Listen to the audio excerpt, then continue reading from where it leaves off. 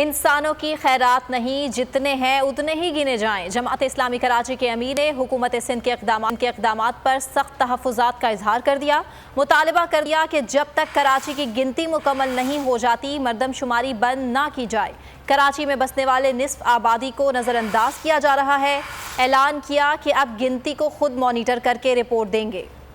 ہمارا ایک سیدھا مطالبہ ہے، جائز ہے، قانونی ہے، پاکستان کے قانون کے مطابق ہے کہ جو جہاں رہتا ہے اس کو وہاں پر گنا جائے، لیکن کراچی کے ساتھ یہ زیادتی ہوتی ہے کہ کراچی میں رہنے والی آدھی آبادی کو کاؤنٹ نہیں کیا جاتا۔ ہمیں خیرات نہیں چاہیے انسانوں کی، ہم جتنے ہیں ہمیں گنا جائے۔ کسی بھی ملک سے تعلق رکھنے والا ہو کراچی میں رہتا ہے وہ گنا جائے گا۔ یہ ہے مردم شماری کا اصول۔ کم از کم آدھی آبادی ایسی ہے جس کو اب تک نہیں گنا گیا ہے۔ ہم یہ مطالبہ کر رہے ہیں کہ جب تک کراچی کی گنتی پوری نہیں ہوگی اس کو کلوز نہیں کیا جائے گا۔ 15 دن کے اضافے کی ہم مانیٹرنگ کر رہے ہیں، ہمارا پورٹل بھی کام کر رہا ہے اور ہم گراس روٹ لیول پر بھی لوگوں سے رابطہ کر رہے ہیں۔ اگر آپ یہ سمجھتے ہیں کہ اس مردم شماری کو آپ پھر جعلی طریقے سے منظور کریں گے تو اس سازش کو ہم ناکام کریں گے۔ کتنی دہائیاں گزر گئی ہیں کہ نہ گنتی ٹھیک کر رہے ہیں، نہ ووٹر لسٹ ٹھیک کر رہے ہیں، نہ انتخاب کا عمل ٹھیک کر رہے ہیں۔ ایک چیز کو دوسرے سے خراب کرتے ہیں، پریشر ڈالتے ہیں کہ دلدل میں گر گئے کس طرح نکلیں، اور پھر ہم اس کو اپنا نصیب سمجھ کر قبول کر لیں کہ ہم 3.5 کروڑ ہیں تو ہمیں 2.25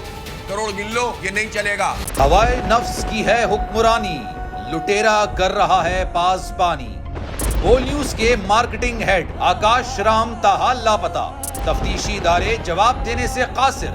اہل خانہ پریشان، بیٹے کی جدائی میں ماں غم سے نڈھال۔ جو بچو ہندو پر آئے تھے جو کو پاکستانی، مجھے مہربانی کرے پنجو آکاش واپس کیو۔ حکومت سے بے قصور اور محب وطن بیٹے کی بازیابی کے لیے فریاد۔